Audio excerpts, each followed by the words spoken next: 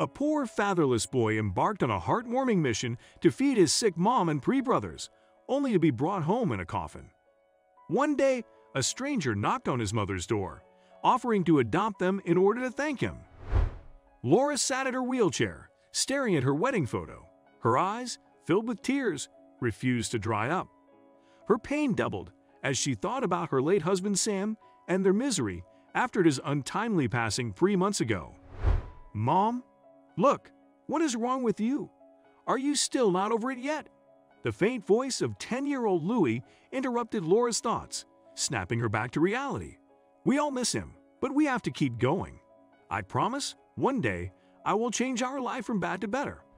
Laura remained calm, drowning in her sorrow, so Louie decided to cheer her up. And the first thing he did was go to the kitchen to make something nice for her to eat, only to find they did not have any groceries. "I must do something. I want to surprise Mom," thought Louie, and knew what he had to do to make her smile again. "Mom, I'm going out with my friends. I'll return home soon, okay?" he said. "Going out? But where?"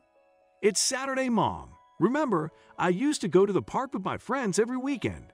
I haven't gone since Dad left us. I want to go today 'cause I want some fresh air." "Who are you? And what do you want?" Laura grew curious and burst into tears after the stranger revealed the unthinkable about her son. "All right, but please be safe. And don't be late, sweetheart." Laura believed her eldest son was telling her the truth, so she permitted him to go out. She had no idea he was about to surprise her and make her smile after a very long time, by doing something she had never dreamed of. "It's past 1 o'clock. Where is this boy? I shouldn't have let him out," groaned Laura, staring at the clock. She wheeled herself to the main door whenever she heard someone outside her house. She was anxious.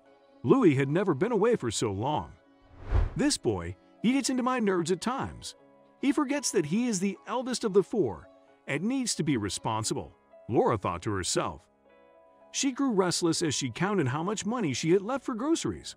Although she was getting her monthly disability benefits, it was barely enough for her family of 5. After Sam's death, she had multiple sclerosis, leading to mobility issues and confining her to a wheelchair. She was jobless, and the disability benefits hardly helped. Still, she kept going for her children's sake and was upset with Louie's behavior that day, not knowing he would return with something heartwarming. "Mom, look what I brought for you," exclaimed Louie, placing a wet basket in front of her, reeking of something that smelled fishy.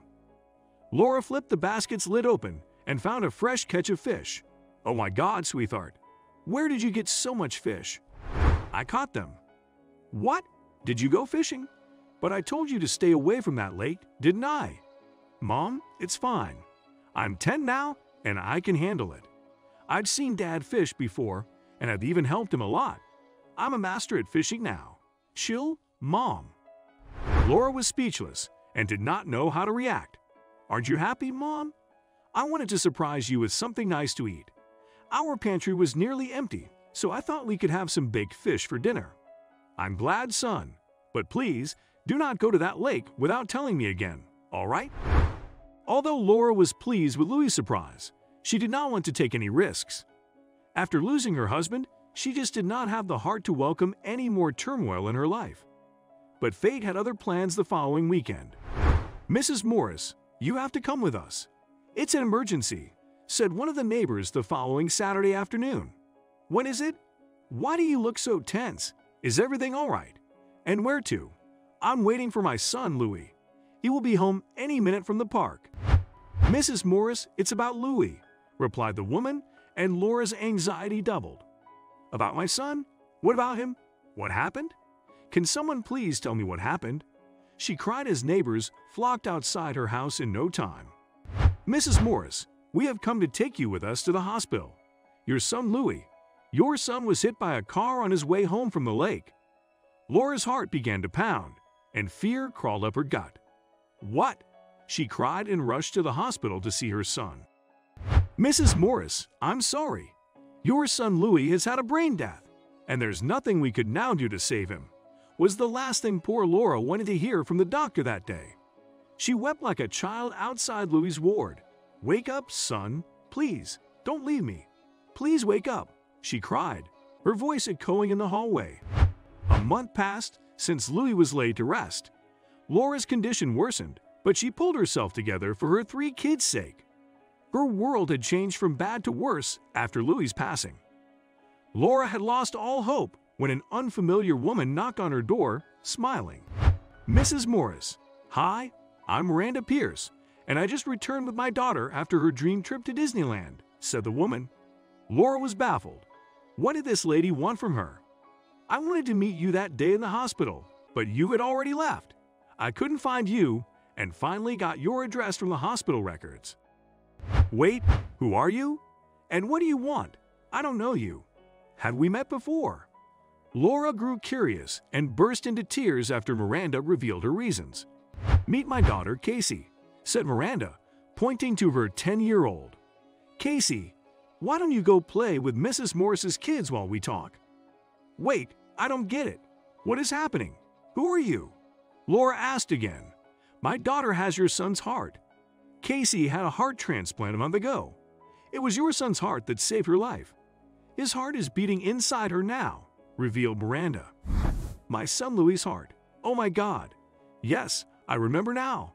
I had signed some papers," exclaimed Laura, recalling a life-changing decision she had taken when Louie was on his deathbed. As it turned out, Laura was so distraught when she learned of her son's grave condition that when the doctors approached her about the possibility of Louie saving several people's lives with his organs, she blindly agreed and signed the organ donation papers.